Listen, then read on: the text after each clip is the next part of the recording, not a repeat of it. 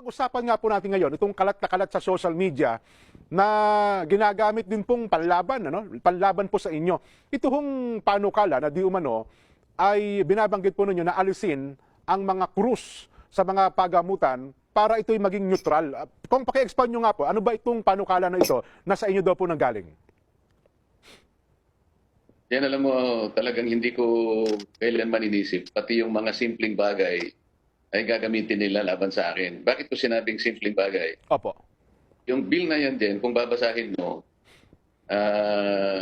alisin mo yung explanatory note. One page lang yan eh. Okay. Ang nakalagay dyan, optional na ibigay sa pasyente yung pansariling espasyo sa kanyang spirituality. Gawin natin ng halimbawa din. Halimbawa, meron tayong isang kababayang Muslim na may sakit. Opo. Mas gusto niya na makatabi niya yung Quran o kaya anumang klaseng ornaments na pang-Muslim sa kanilang pang-relihiyon. Opo. Kailangan pagbigyan mo siya, di ba? Kasi may sakit siya eh. Totoo po. Kahit ang taong may sakit na nangangailangan ng spirituality, ibigay mo na para sa kanya yon. Halimbawa, kababayan nating Katoliko, bukod sa krusipiho na nandun, gusto pa niyang ilagay yung kanyang mga paboritong santo. Opo. Ibigay mo rin sa kanya yon. Ibig sabihin, ang bill ay nakatuon doon sa kahilingan ng pasyente sapagkat anong malay natin, makatutulong yun para makarecover sa kanyang sakit. Kung ano ang kanya paniniwalang espiritual. Yung kung ano yung paniniwalang espiritual, walang kikilingan doon. Kahit sino, kung ano yung kanyang preference, yun ang ibigay mo. Halimbawa, hindi naman siya Katoliko. Mas gusto niya na blanco yung kanyang puro kortina na lang. Pabigyan mo rin siya sapagkat naayon din naman sa kanyang kagustuhan yun. Ang base niya, naisasaligang batas pa rin din. Yung tinatawag nating non-establishment clause. Ang lahat kasi ng tao, lalo na yung may sakit na pinatutungkulan nitong ating bill, ay malaya sa kanyang pag-exercise o sa kanyang paniniwalang pangrelihiyon. Ibigay mo yung kalayaan na yon. Yung bill na yan ay isang halimbawa ng kalayaan ng kanyang spirituality. So, ano masama doon din? Wala namang kikilingan doon. Kung anong gusto niya, optional. Kung gusto naman gawin ng ospital. Di ba? So hindi... ano masama doon? Ngayon, kung sabi ko nga, kung ang isang tao, pagkatapos niya basahin yung napakasimpleng bill na yon, hindi niya maintindihan,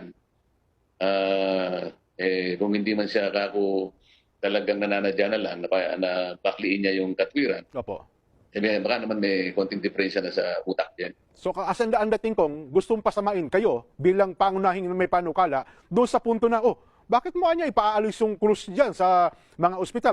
So ito ngayon ko, maliwanag na kung halimbawa ako pala isang Katoliko, gusto ko yung paligid ko ay puro krus o kaya naman ay gusto ko yung mga pinaniniwalaan kong santo, yun ho ay dapat pagbigyan ng ospital. Tama, yun ibigay mo sa kanya sapagkat yun ang preference niya eh. Kaya nga optional sabi natin di ba? Anong nilalabag natin doon? Wala. Ang ibig lamang sabihin, manifestasyon nun ng pagbibigay ng katuparan doon sa nilalayo ng ating Bill of Rights ng kasulat doon. Na pagbigyan mo in the free exercise of his religion. Yun ang gusto niya halimbawa.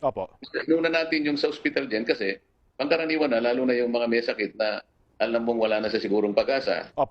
Kinikinitan niya na ang maaaring pag-asa niya lang. Kung tulungan siya ng Diyos, ang kanyang halimbawa kinikilalan ko.